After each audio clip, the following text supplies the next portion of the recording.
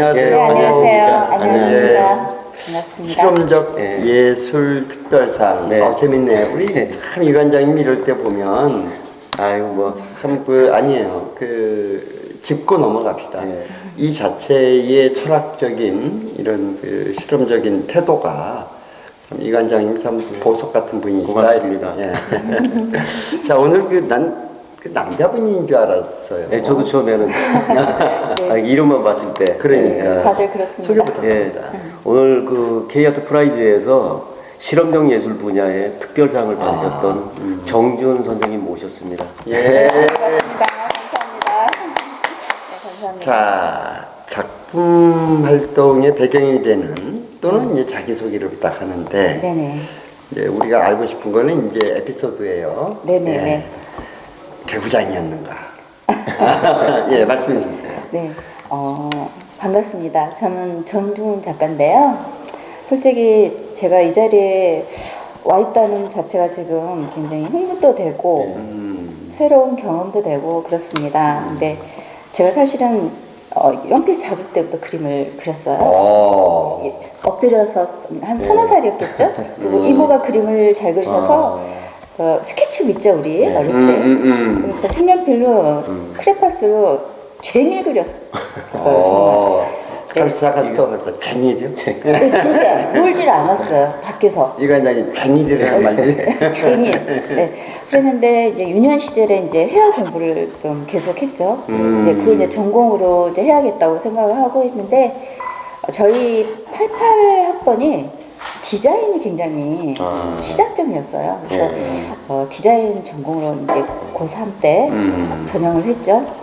근데 이제 여의치 않게 제가 좀 사고를 치는 바람에 결혼을 좀 일찍 했습니다. 20살에. 네.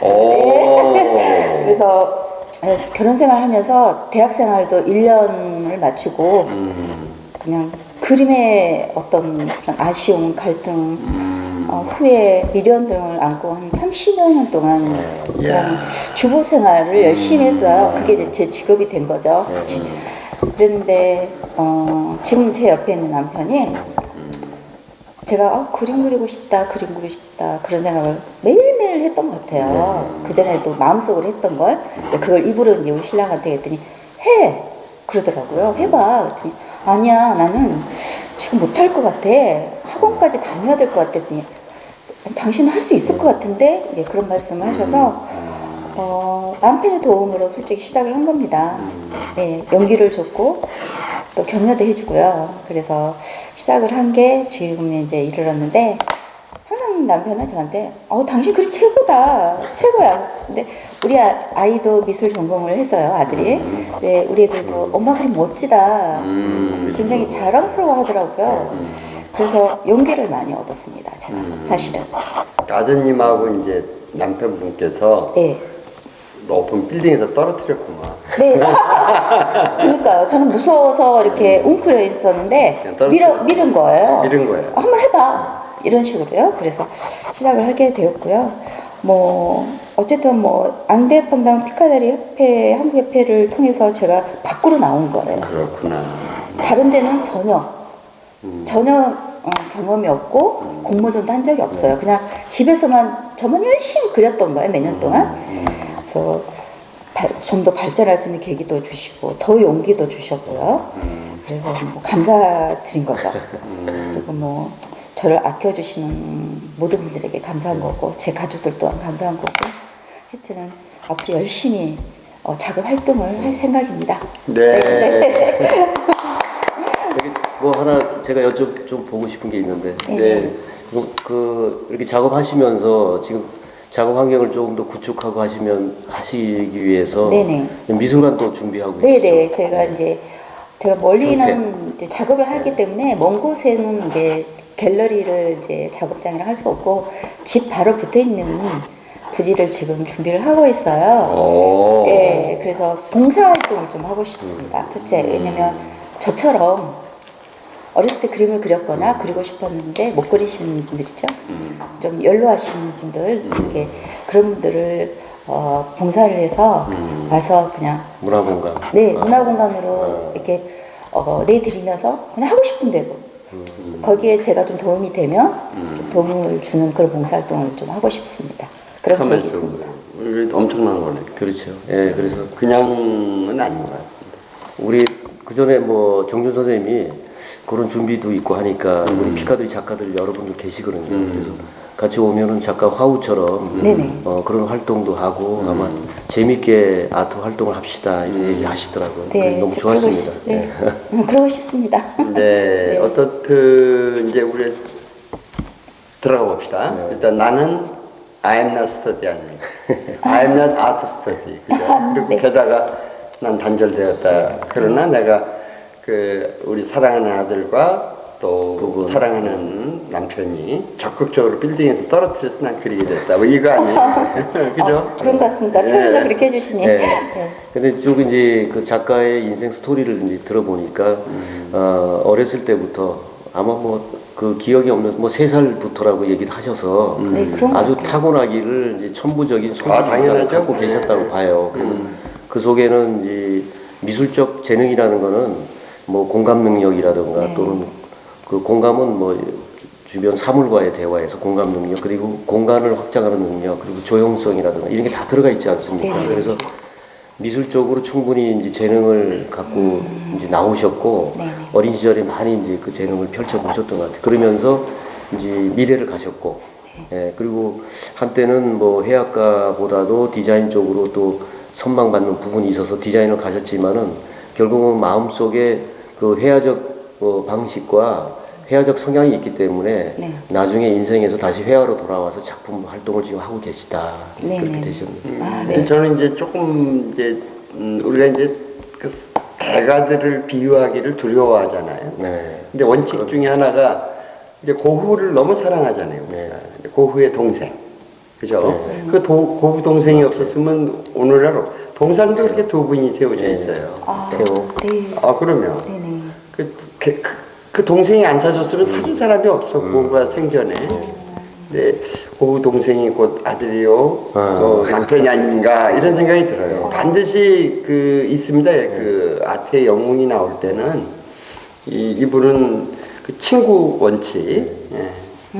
근데 그 부분이 이제 뭐 태호 얘기도 하셨죠. 그렇죠, 태호 얘기죠. 예, 그런데 이제 오늘부로 이제 선생님이 이제 대중들에게 이제 공개되지 않습니까? 그러면은 그 태호가 가깝게는 아들과 또 부군이었지만은 또 많은 감상자라든가 개인적인 독자층이 만약에 형성된다면은 그들이 또 태호가 되는 거죠. 네, 그렇게 된다고 볼 수 있겠습니다. 이제 정확히 보셨어요. 그러니까 거기서 조금 한 발 더 나가야 돼, 그죠? 한 발 더 나가서 이제 뭔가 고갱이 나와야 되고, 그죠? 그럼 우리 위원장님은 지금 줄창 하시는 말씀이 사실은 한 점이라도 지금 잠깐 한 점이라도 좀 어떻게 그쪽을 뚫으시려고 지금 네. 아니 이관장님이랑 저랑의 목표예요. 네. 여기는 무슨 아마추어 뭐 놀이하는 곳이 아니고 네네. 작가를 반드시 브랜드화 시키겠다. 네. 또 빨리 시장에 내놓아서 한 점이라도 팔아야 되겠다. 네. 예, 이게 프로페셔널한 게 제일 중요해요. 네. 어떻든 마무리 한번 해주시죠. 어떻습니까? 네. 오늘 그 말씀 들어보니까 아무튼 마음속에 이제 열정이 있었는데 다시 한번 불을 되살리는 어떤 그런 인생의 경험이 있었어요. 되살렸을 때 불씨가 뭐 장작 태워가지고 불이 다 꺼진 것 같았지만은 그 불쏘시개가 이제 제대로 참숯으로 남아 있지 않습니까? 네. 거기다가 다시 이제 화력을 더하게 되면은 큰 불로 일어나리라 이렇게 생각하겠습니다. 아, 네, 감사합니다. 요 부위는 대답해 주셔야 돼요. 어떻습니까? 뭐 스님께서 말씀하신 내용은 정말 저한테는 금덩어리가 딱 주어지는 것 같은 힘이 굉장히 넘치는 24기입니다. 아, 네, 24기 순공으로 순공으로. 네, 이렇게 네. 저한테 안겨주시는 그런 메시지를 주신 것 같아서 너무 좋습니다. 네, 자 이제 어려운 부위로 들어갑니다. 네네. 안 봐주고 해요 우리는. 조금씩 봐주세요. 작품 세계를 만드는 이제 작가의 주제 의식 어떻습니까? 빅 아이디어. 작가 주제 의식이 최근 현대 미술에서는 이제 예전에 미학 중심으로 이제 미학 중심이면 사실 단과 학문이지 않습니까? 그런데 최근 현대 미술은 통합 학문적인 측면에서 작가를 조명해보고 그래서 어쩌면은 미학가의 이야기보다도 작가의 이야기가 더 중요한 시대가 바로 현대 미술 시대라고 봅니다. 그래서 작가의 빅 아이디어, 이 작품의 근간과 골격을 이루는 빅 아이디어를 통해서 이 사람이 이분이 언젠가 또 이런 그림도 그려내지 않을까 이렇게 유추도 할 수 있거든요. 그래서 빅 아이디어를 좀 들어보겠습니다. 네. 네. 좋아하는 그림이 한 점이 있는데요. 저의 아트 철학은 솔직히 별게 없습니다. 왜냐면 아직 채워가야 될 게 너무 많고 배워야 될 점이 너무 많기 때문에요. 근데 사실상 제가 생각해보니 이렇게 우리는 이렇게 보이지 않는 것과 보이는 것들의 어떤 경계를 좀 만들고 살아가는데 익숙한 것 같아요. 뭐 인과관계든지 모든 것들, 뭐 일 문제도 그렇고요. 그래서 약간 무형의 보이지 않는 어떤 무형의 경계를 이렇게 사람마다 기준과 뭐 규칙이 다르겠지만 모든 실제 모든 것들을 이렇게 존재한다고 생각을 하거든요. 존재하지 않은 거는 하나도 없다고 생각해요, 저는.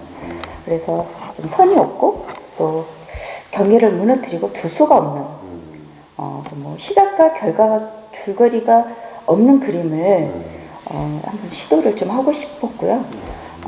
보이는 것과 보이지 않는 것을 조금 모아서 또 채워가고 채웠지만 또 비워야될 거는 비우고 버릴 거는 좀 버리고 그래서 마음 가는 대로 좀 그려내는 그런 그림이에요. 네. 그래서 전 대부분 주제를 먼저 좀 생각을 안 하고 그릴 때가 많아요. 그러니까 마구잡이로 그릴 때가 많은데 한 중간쯤 되면 주제가 이제 스토리가 이제 만들어지는 경우가 좀 있어요.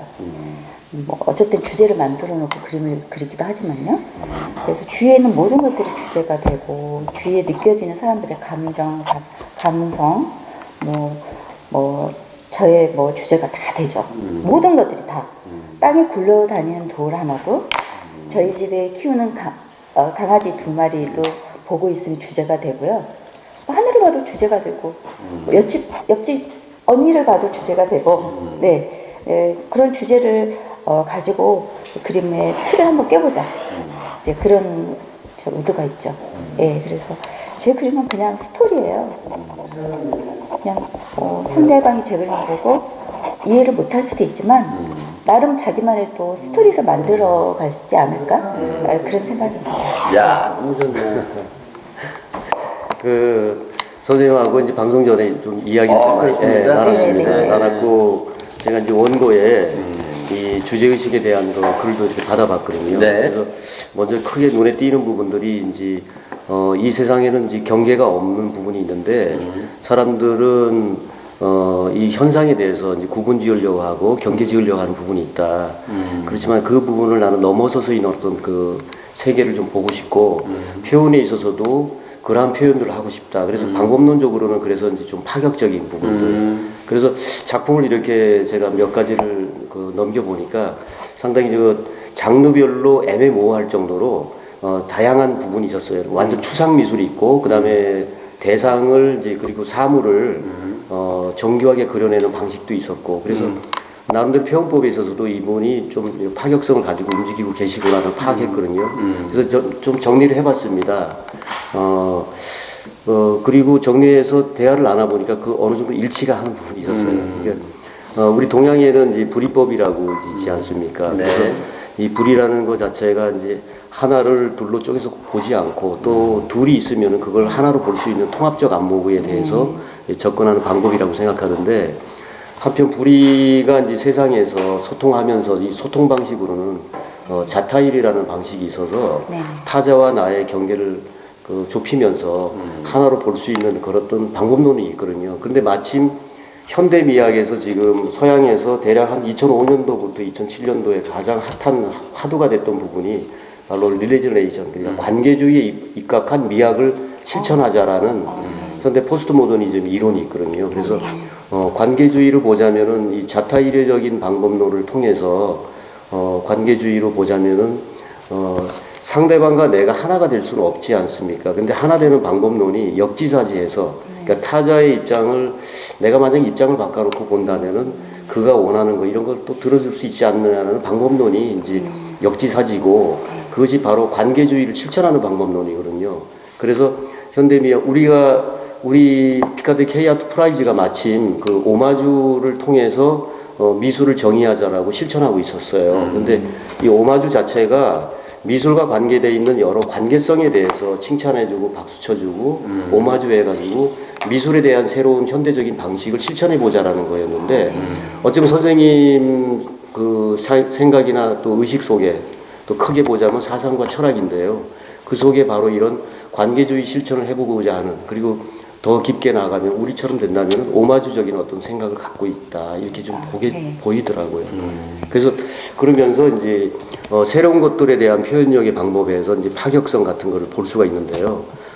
나름대로 이 파격성은 미술에서 가장 중요한 핵심 이론 아니겠습니까? 바로 창조 이론이고 창작을 하고자 하는 작가의 욕망이고 그래서 꾸준히 지금 이러한 자타일여적인 부분 그것이 잘 실천하기 위해서 관계주의 미학을 실천하고 파격성 그러니까 미술의 가장 창조 이론인 이 파격성을 결합시켜 가지고 다양한 매체라든가 소재들을 다루면서 작업하신다면은 지금 주제의식이 어쩌면 가장 심오한 것들을 제대로 실천해내고 찾아놓은 작가가 아닌가 싶습니다. 어떠세요? 그냥 뭐 제 꽉 막힌 그 생각들을 너무나 쉽게 정리를 해주시니까 제가 가야 할 방향이 조금 내 방향을 이렇게 잡아야겠구나 하는 그게 느껴지는 것 같아요. 그래서 좀 제 주변 정리를 좀 관장님 말씀 토대로 좀 정리를 좀 하고 그림도 좀 정리를 좀 해야 되지 않을까? 네, 생각을 합니다. 네, 도움이 좀 된다면 지금 아까 말씀하신 네네. 불이라고 하는 건 이제 둘이 아니고 하나다. 네네. 공부하신 분들은 이제 그게 이 성리학에도 통용돼요. 굉장히 그 이제 이론론이 있고 이원론이 있어요. 네네. 이게 어렵죠. 네. 그다음에 이제 혼용될 수가 있습니다. 불입이 있어요. 성립되지 아니한다. 그리고 이제 이 문학적으로 내가 깜짝 놀란 건 아까 아방가르드예요. 네. 이게 의도하지 않았는데 이미 해체주의가 전제되어 있고 경계라는 뜻에서 문학적으로는 스르레알리즘의 초현실적 이타가 있어요. 네네. 그게 이제 불문율로 들어가면 이 석가 세존이 한 40년을 반야경을 하고 나서 화엄학으로 넘어가는데 사람에게 얘기한 게 아니라 이런 자연에다가 불법을 던졌어요. 그래서 이제 그 화엄학이라 그러는데 이 세 가지가 어쩜 그냥 자기는 이런 세계입니다라고 하는 요 몇 줄에 다 들어가 있는 거예요. 네. 그것을 더 이제 집중시켜서 이 관장님이 말씀하신 겁니다. 그러니까 네. 앞에 불이 아방가르적 요소, 스르레알리즘적 요소, 화엄학적 사상. 그게 넓적 네네. 쥐가 나죠. 네. 그래도 광범위해서 정리를 또 잘해주셨어요. 네. 그래서 아까 마지막에 그래서 이 전체적으로 동양과 서양을 넘나들다 보면은 어쩌면은 상당히 이제 광범위해지기 때문에 하나로 압축할 수 있는 이야기까지도 같이 논의를 했습니다. 그래서 바로 자연주의. 그래서 네, 자연주의. 이 노장이 있고 네. 그러면 그 자연주의 철학이 어쩌면 선생님의 작품 세계를 풀 때 철학이나 종교가 만약에 배제된다면은 그 무엇인가를 들고서 작업을 하셔야 될 텐데 그게 바로 우리 노장 사상이라든가 갖고 있는 우주에 관한 자연주의 철학. 그래서 자연주의 철학까지 마지막 너무 좋아요. 비결적으로 얘기가 좋습니다. 됐어요. 네, 되도록이면 이제 이분이 구속되거나 규약되지는 않을 거예요. 네. 그래서 저도 우리 인터뷰 준비하면서 나 이 글 좋다. 이거 너무 훌륭한 작가의 정신 세계인데 오늘 이런 작품 세계보다도 가지고 있는 잠재력이 그렇죠. 네, 이분의 잠재력이 아주 훌륭한 분이 아닌가. 이 정도로 할게요. 네, 감사합니다. 예. 하실 말씀 있으면 지금 하세요. 너무 많은 얘기를 꼭 집어서 해주시니까 제가 뭐 감히 질문을 드린다는 게 너무나 소무스럽고요. 그냥 선생님과 이제 관장님이 저에 대한 평가를 해주시고 또 정리를 해주신 토대로 제가 뭐 보답하는 거는 그런 토대로 제가 좋은 작품들을 그려내는 게 아닐까 싶습니다. 네. 자, 이제 우리 독자들이 가장 궁금해하는 장면이 왔어요. 우리 예. KR 프라이즈의 도시의 반란이네요. 네. 작품 설명 부탁합니다. 네. 도시의 반란이라는 이제 제목을 제가 처음부터 지은 건 아닙니다. 예, 지은 건 아닌데 2017년에 제가 이 작품을 시작을 하게 됐는데요. 이것도 아까 제가 주체색에 대해서 말씀드릴 때 내면과 외면을 절대 같이 할 수 없다는 거를 이 작품 안에서 느끼게 해주고 싶었어요. 그리고 그 느끼는 대신 그것도 탈피할 수 있다는 거. 자기 의지로. 그리고 기쁨과 슬픔, 뭐 음지와 양지, 보이는 것과 볼 수 없는 것들을 관계성을 연결시켜서 또 하나가 될 수 있고, 또 그 안에 몸부림치면서 세상을 살아가는 모든 것들을 그 안에 담아서 표현을 좀 해봤어요. 자세히 보면 꽃병 안에 세상이 좀 담겨 있죠. 제 삶도 담겨 있고요.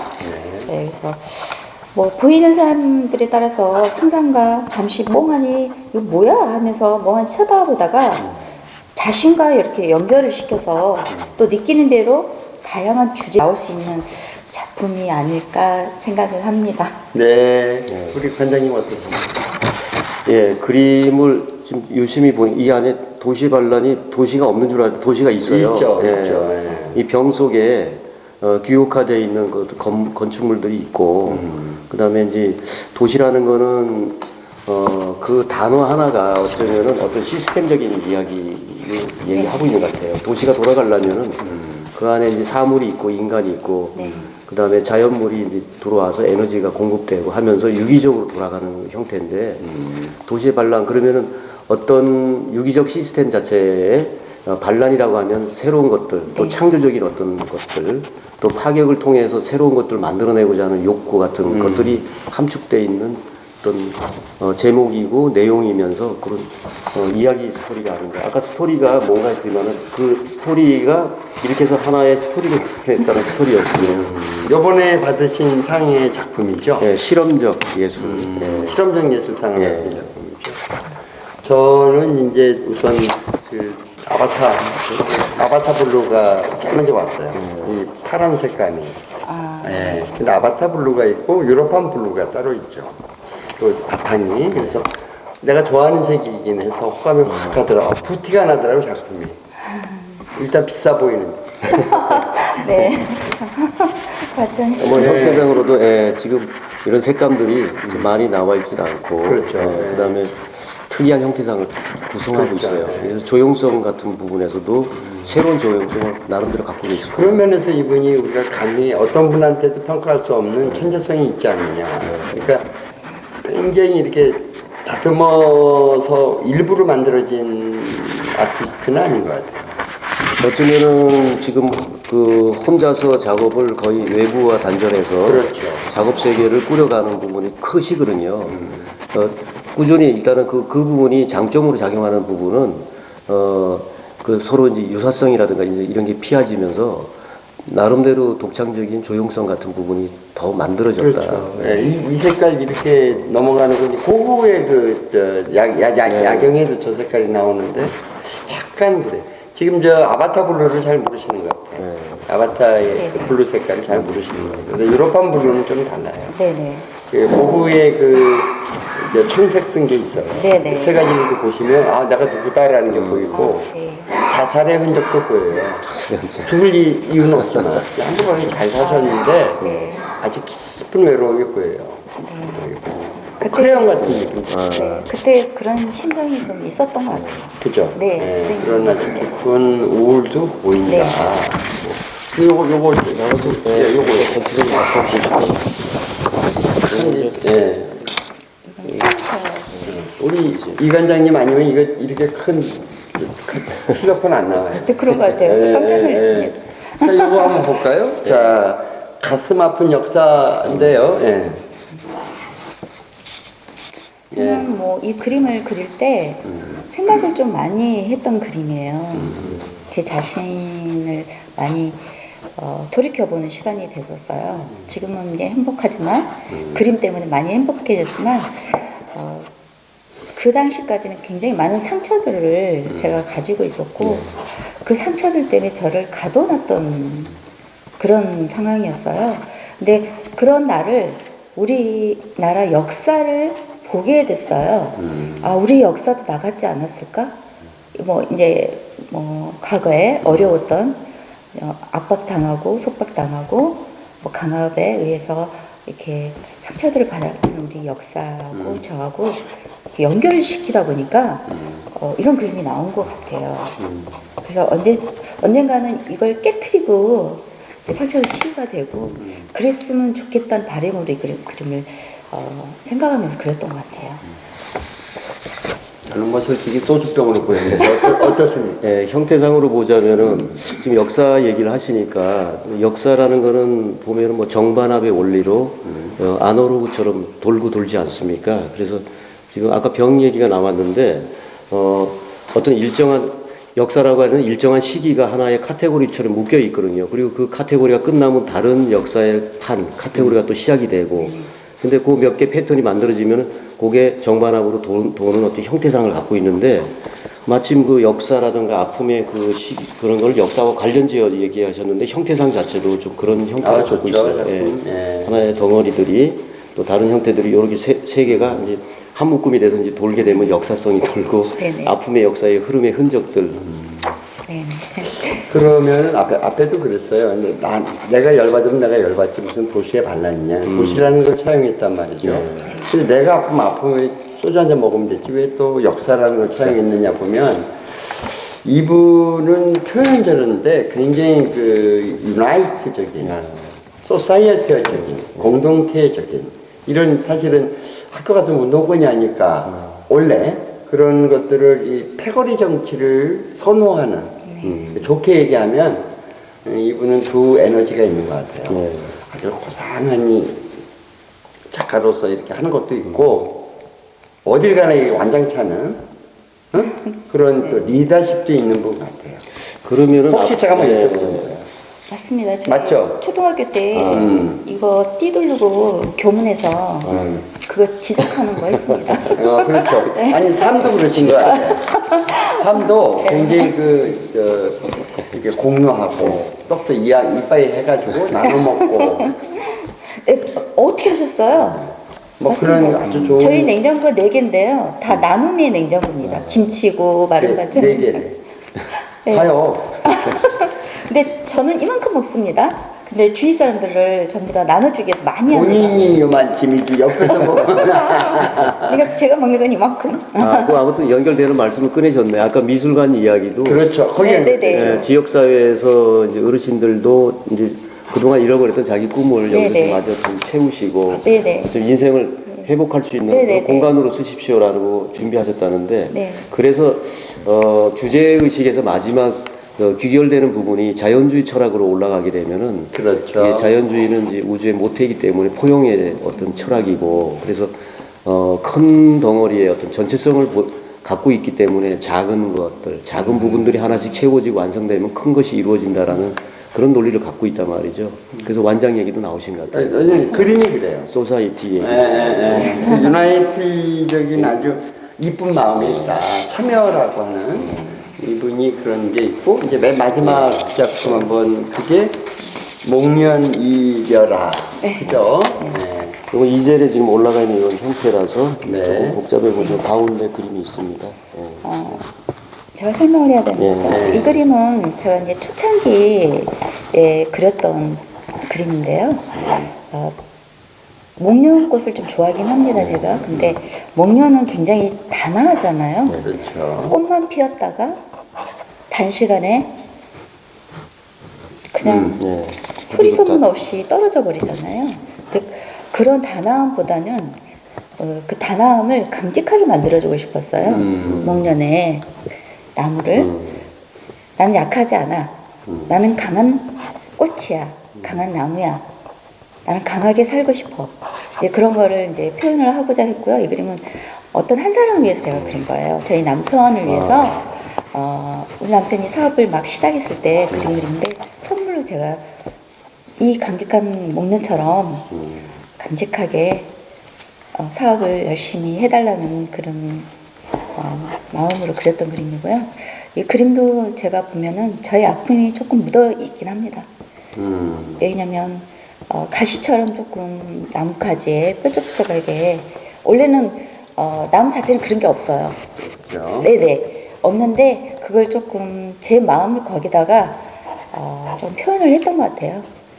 네, 그냥 아픔, 뭐 가시에 찔린 듯한 하지만 강하게 살고 싶어나 그런 마음으로 그렸던 그림이에요. 네. 자, 이건 네. 어떻습니까? 예, 오늘 앞전에 이제 주제의식을 얘기하면 결국은 슈어레얼리즘까지 나오지 않았습니까? 여기 다 함축적 그림인 것 같아요. 네. 특성적으로. 그 형태상으로 보자면은, 나름대로 해체를 통해서 새롭게 재구성한, 소위 이제 비판적 재구성이 이제 진행이 된 작품인 것 같고요. 그 다음에 색채에서도 전체적으로 뭐 좀 단색인 것 같지만은 사실은 색채가 상당히 그 수려할 정도로 컬러가 다양하게 들어가 있습니다. 그러면서도 정리가 돼서 단색적인 느낌이 나지 않습니까? 그리고 목련인 경우에 저게 자세히 보면 목련이 아니고 다른 어떤 뭐 마치 연꽃이랄까 이제 그런 부분이 되고 그 다음에 꽃의 형태에서는 그것이 이제 꽃이 아니라 하나의 공간으로 만들어져서 그 공간 안에서 어떤 환타지아가 일어나게끔 하는 그런 슈어레얼리즘적인 어떤 분위기도 있거든요. 그래서 그림이 대상물을 보고 한 구상 작품 같지만은 이 속에 미묘하게 환타지아적인 슈어리얼리즘적인 어떤 분위기와 그 다음에 또 새로운 구상성으로 이야기를 만들어 놓은 그 작품인 것 같습니다. 그렇죠. 그 부부 같아. 그러니까 그렇게 그렇죠. 나와요. 이쪽이 예. 아빠고 이렇게 엄마 자기는 뭐 이쁜 목련이고 네. 이쪽은 자기 아빠는 저렇게 아주 네. 그 이렇게 강렬. 결연해서 맑은 하얀 목련으로 하고 지는 뭐 네네. 이빨이 얼굴 가리는 목련으로 하고 네. 여기 밑에는 새끼들 같아. 그러네요. 새끼가 많네요. 그런 것도 또 좀 함축되어 있을지도 애- 모르겠습니다. 네네. 애들이 이쁘게 가정을 이제 이쁘게 꾸려셨을 것 같고 열심히 사신 것 같으니까 근데 진짜 가지가 만만치 않네. 네. 예, 가지가 저 목련 가지가 아니에요. 네. 너무 목련이라는 거는 너무 여리게 보잖아요, 사람들이. 그래서 그냥 그렇게 좀 강하게 표현을 좀 해보고 싶었어요.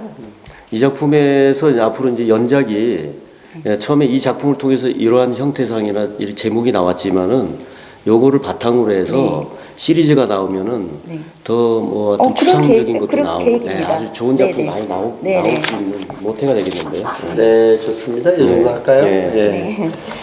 그러니까 이렇게 작품 설정 크게 이렇게 우리가 소개를 하니까 네. 흥겨로운 것 같아요. 예. 근데 좀 여기 그게 또 있을까요? 있어요? 네, 좀 보여주시죠. 제가 이분이 네. 뒤에 추상 이쪽에 추상 있- 예, 요거를 그것도 참 지금 재밌죠? 지금 구상 작품들만 보셨는데요. 사실은 이제 다른 데서 보지 못했던 이 구상이어가지고 드리핑 같기도 하고 드로잉 같기도 한 이런 작품이 있었습니다. 그것도 완전 유형이 다르죠. 네. 근데 아까 인터뷰 준비하면서 여쭤보니까 그 전에 많이 그렸다 그러더라고요. 그 저 도형을. 네. 오늘 통해서 그냥 동그라미가 아닌 돌려서 뭔가 추구하는 그림을 제가 좀 좋아했었어요. 초창기에는 그런 그림들이 나오더라고요. 그래서 이것도 초창기에 그린 그림인데 이제 제목이 남자의 성, 여자의 성입니다. 네, 미묘하게 얘기하면 여자의 이제 방이 있잖아요. 그렇죠. 네, 네. 거기에 내 아이들을 품을 수 있는 방이 있잖아요. 네, 그런 의미고요. 이제 남자는 그 방에 들어가야 돼만이 그 아이들을 만드는 그런 걸 좀 표현을 한 겁니다. 근데 깊네, 내용이. 네네네. 그러니까 태초네, 태초. 네네 그런 걸 좀 표현을 했습니다. 그 우리 작가 선생님이 깊네요, 생각이. 네. 네. 깊은 뭔가 자아 세계가 있는 것 같아요. 오늘 우리한테 보여주는 것은 이 빙산의 일각이에요. 정확히 얘기하자면. 네, 그래서 아무튼 본인이 처음에 그 주제의식을 다루면서 얘기 나눴을 때 상당히 이 큰 우주론적인 어떤 의식이 있었습니다. 그래서 그렇죠. 그러한 방법론이 일단 파격성이라는 걸 통해서 다양한 그림도 보여주고 매체를 또 통해 보여주고 하실 텐데 그래서 오늘 좀 구상만 이렇게 보여줬을 경우에 어쩌면 좀 이해가 좀 덜 될까 싶어서 제가 책자를 보니까 이런 아주 추상적이면서 또 약간 우주론적인 그런 뭐 심오함을 좀 엿볼 수 있는 어떤 도상학이 있고 해서 좀 보여드렸습니다. 이렇게 말씀하셨잖아요. 그러니까 우리의 희원, 태초를 사실은 굉장히 그냥 표현을 이쁘게 하신 거야. 남자애랑 여자애랑. 그리고 그러니까 상당히 대범하시죠, 이제 이렇게. 네, 그렇죠. 그러니까 예술이 무엇을 해야 된다라고 하는 방향성을 장식 미술이 아니다 이죠. 네. 그 근원적으로 파고 들어가는 거예요. 분명히 이분 조사하면 집안에 좋은 작가들이 있고 영향을 받은 분입니다. 그러셨을 예, 거예요. 있을, 네, 예, 그게 그랬을 없이는 것 저런 같아요. 말 못해요. 네. 있습니다. 그렇죠. 아, 이게 젖어오면서 아 이게 철학이다. 네, 이게 종교의 어머니다. 예술이 그렇거든요. 종교의 어머니거든요. 그런 적인 문제를 다루고 있다. 저에 대해서 조사를 하시고 오신 것 같습니다. 아니 우리 언어상으로 어때요? 정선은 그 파업할수록 뭔가 계속 꾸준히 나오실 것 같아요. 그래서 저희도 일단은 그 유니버셜리즘까지 아까 네네. 그 큰 덩어리까지 일단은 뭐 짚고서 얘기가 된 것 같습니다. 네네네. 자 여기서 이제 한번 또 징검다리 하나 넘어가면 더 나오겠죠. 뭐. 자 창의적인 인물 소개인데 네네. 무슨 이관장이 마무리 방향을 잡아줬어요. 그 먼저 지금 최근 현대미술 자체가 사실 발상법이라고 해서 예전에 이제 보는 미술 시대를 넘어서 최근 읽는 미술 시대라 그러지 않습니까? 그래서 상당히 발상법이 중요하고 우리 또 작가 선생님들이 거의 발상법을 쓰시고 계신데 이런 작가 인터뷰를 통해서 창의적인 인물을 또 한 분씩 소개해 준다면은 보는 독자들도 아 저런 분이 또 있었네라고 아마 또 좀 어쩔 땐 경이로운 분들이 나오시거든요. 네네. 그래서 그런 기회를 좀 만들어 봤습니다. 네. 그래서 선생님께서 좀 좋아하시는 창의적인 인물이 누구신가 네네. 궁금하죠. 그래서. 이분을 처음 뵌 거는 2년 전인데요. 제가 그림을 이제 시작하기 한 중간 정도 됐을 때 뵀는데 이게 보통 수학 공식처럼 틀에 갇혀 있던 그런 그림이 아니고 뭐 정체되어 있는 그림만을 추구하거나 뭐 그렸던 뭐 지난 뭐 시간에 우연히 이게 저에게 저를 위해서 찾아오신 것처럼 그 그림을 보는 순간 그냥 얼음 조각이 그냥 내 머리에 막 툭툭툭 떨어진 것처럼 시원하면서 뻥 뚫리는 것 같아요. 그래서 그분의 영감과 용기를 저한테 더 불어넣어 주신 것 같아요. 그 당시에. 네. 그래서 그분 성함이 이제 말씀드려도 되나요? 그렇죠. 좀 말씀을 하시면. 김용군 작가님이신데요. 지금 연세가 좀 한국 네네 작가이시죠. 한국 작가님인데 이제 연세가 좀 되시고요. 기존에 젊었을 때도 그림을 엄청 많이 그리셨대요. 그래서 좀 이제 몸이 안 좋으셔서 좀 중단하고 있는 상태이시고요. 주로 대작을 많이 하세요. 그리고 이번에 그림은 굉장히 단호하고 단조롭지만 굉장히 심오한 그런 걸 느끼게 하는 그림들이더라고요. 뭐 그림의 주체성이나 뭐 본질은 주로 우주의 원이라고 좀 생각을 하시는 분이시고요. 또 인간들이 품을 수밖에 없는 뭐 벗어날 수도 없고 그 안에 모든 이렇게 진리와 지혜를 표현하고자 하는 그런 선생님의 어떤 주체성이 있으시고 또 저도 그 오늘 중심으로 이루어진 그림들을 제가 처음 초창기에 그렸었고요. 또 그분을 통해서 더 많은 원의 중심으로 해서 좀 탈피하는 또 좀 파격적인 그림을 좀 그리게 된 이제 매체가 되신 거예요, 저한테는. 그래서 굉장히 존경하고 그런 작가님이십니다. 자, 저는 봤어요. 예. 몇 작품을. 근데 우리 관장님은 보셨는지 모르겠네요. 김영건. 김영훈 못 봤습니다. 저번에 엄청 바쁘셨을 때가 한 장 보여드렸는데 기억을 못 하시죠. 그러시죠. 근데 그건 중요한 게 아니고 이제 실제적으로 보면 이분은 사색가예요. 사유, 철학.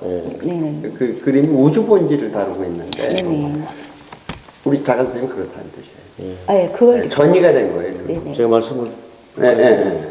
먼저 그분이 저는 이제 보질 못했어요. 그래서 근데 말씀을 이제 들어보니까 원 심플하게 근데 이 원이라고 하는 거는 우리 한자로 보자면 둥글 원자를 쓰고 있는데 형태상으로는 동그라미죠. 그리고 글자로는 원이라고 하는데 사실은 우리가 알고 있는 가시적인 세계에 대해서 우리는 표현할 뿐이지만 그 속에 숨은 뜻이 이제 우주 철학이 있다고 하는 게 우주라던가 또는 코스모스를 대변해서 우리는 그냥 원이라고 하지만은 그 우주를 넘어 있는 근원적 우주, 심연의 우주를 두루 통칭해서 원이라고 하거든요. 그리고 형태로는 동그라미가 되고 그래서 어쩌면 군살 없이 다른 것들 그리지 않고 거기에 집중돼서 거기에 시만을 갖고 계시다면은 상당히 깊은 그 통찰력이 있는 철학 속에 그 작품을 나왔고 그걸 보신 것 같아요. 네네 맞습니다. 네, 그런 그래서 어쩌면 충격적인 얘기야. 머리가 이렇게 얼음이 촥 떨어지듯이 가슴 이제 이렇게 그런 게 아니 그냥 한 대 맞은 얼음으로 머리를 그냥 맞은 느낌? 그런 느낌이 몇 초 사이에 딱 오더라고요. 어쩜 본인 마음속에 이제 그런 상이 있었는데 그게 끄집어내 동기가 없었는데 그분을 만남으로써 그게 하나의 동기가 되지 네네. 않았나 싶습니다. 네네. 결국은 본인이 갖고 있던 상이라 저는 그렇게 생각합니다. 그러니까 그 천재론이라는 책이 있어요. 네네. 천재. 네, 천재론에 보면 그러니까 일반적 천재 이제 뭐 아티스트는 1등이 아니에요. 한 3위 돼요. 1등은 이제 아인슈타인 형인데 네. 아인슈타인이 천재라는 뜻은 아니고 사고의 유형 이러는데 이 본질을 우리가 논할 때는 지금 그런 걸 제가 느꼈어요. 앞에 내가 화험학을 얘기하고 구립을 얘기하고 불의를 얘기했는데 더 깊이 들어가면 이제 일반 상대성이 있고 절대 상대성이 있거든요. 그건 우주와 나와 우주 이거예요. 그냥. 그것을 개념화시키는 거지. 아무리 우주가 커도 내가 아니면 아니야. 내가 우주라고 아니면 우주가 될 수가 없는 거야. 이게 개념상 그래요. 그래서 이 에센스에 대한 이 본질에 대한 조력자가 필요한 것 같아요. 우리 작가 선생님은 하고 있을지도 모르고 지금도. 본인이 그 경험을 통해 그분을 일단 만나셨으니까. 그러니까 아니 조금 노예한 것 같아. 일단은 자기 속에 내면에 그러한 것들이 쌓여 있던 거를 나올 수 있도록 표출할 수 있도록 또 동기가 일단 되지 않았습니까? 그러고 나서 지금 많이 쏟아내고 계시고 뭐 또 작품 통해서 뭐 또 뿜어내고 계시고. 근데 아까 이제 우리 인터뷰에서 조금 준비할 때 얘기했는데 도상적으로는 자기의 도상에 대해서는 이승훈 관장님한테 많이 스터디를 하세요. 네. 네. 이게 본질에 대해서는 너무 거리가 멀지만 도상은 이제 이 관장님하고 의논하시면 큰 힘이 될 것 같아요. 감사합니다. 열심히 또 저한테 이제 또 짐을 쥐어드리는 것 같습니다. 합의를 봐가지고. 그래도 아니 또 그만한 논객이 없어요. 그래도 어쩔 수 없습니다. 도상을 풀고가면서 철학적으로 저렇게 갖춘 우리나라에 몇이나 될까? 아니 뭐 현대를 그 지식 공동체라고 보지 않습니까? 그러한 차원에서 이게 탐구 방법론에서 가치들이 이제 화우가 생기고 같이 이제 논의가 된다면은 조금씩 서로가 더 다듬어지는 모습. 그러니까 아까 우리 이 관장님 그 뒤에 걸려 있는 달마상 이렇게 말씀드렸잖아요. 근데 그 뒤에 자아상은 네, 곧 배워라. 네, 그렇게 말씀하셔서 유심히 잘 봤고요. 박수 한번. 김연건 화백님 건강하시고 이렇게 훌륭한 작가에게 영감을 주셔서 그분한테 인사 말씀을 맡았어요. 네. 솔직히 오늘 그분에게 하시는 겁니다. 그분한테 선생님께 제가 하고 싶은 말씀 건강 먼저 챙기시고요. 또 저에게 그렇게 밖으로 튀어나올 수 있는 그런 영감을 주신 거에 대해서 그리고 제가 그렸던 그림에 그 영감을 다시 이렇게 포용할 수 있게 이렇게 만들어 주시는 거에 대해서 너무 감사드리고요. 네, 하여튼 건강하십시오, 선생님. 네. 건강하셔야죠. 자, 마무리 인사 드리겠습니다. 저는 오늘 저에게 이런 이제 이야기를 할 수 있도록 자리를 마련해 주신 피카다리 K 아트 프라이즈 미술관 그리고 또 아트코리아 방송에 진심으로 감사를 드립니다. 저에게 좋은 기회, 경험 그리고 앞으로 나아갈 길을 이렇게 만들어 주신 거에 대해서 너무 감사하고요. 하여튼 다음에도 좋은 게 있으면 이렇게 또 만났으면 좋겠습니다. 네, 감사합니다.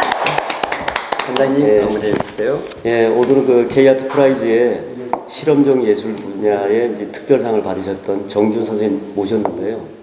뭐 이렇게 참 단아한 모습에 또 작은 말씀하신 것 같지만은 우리 오늘 그 대담을 보자면은 결국 작가들이 크게 그림을 그려야 될 우주론적인 이야기에서부터 시작해서 또 작게 삶의 이야기, 또 정말 소시민적인 삶에서 옆에 있는 사람을 어떻게 챙겨줘야 될까, 그렇다면 나에게 무엇을 생각해야 될까, 이런 부분까지도 그림에 또 그동안 담아내셨던 것 같아요.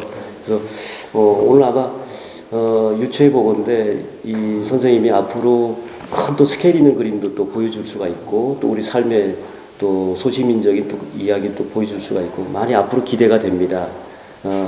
오늘 그 정준 선생님 잘 모셔서 좋은 그 말씀 나눴고요. 앞으로 또 진행될 부분이 저희가 제4회 한국미술 리더전이 이제 진행됩니다. 또 여러분들하고 새로운 모습으로 또 뵙겠습니다. 네, 네, 감사합니다.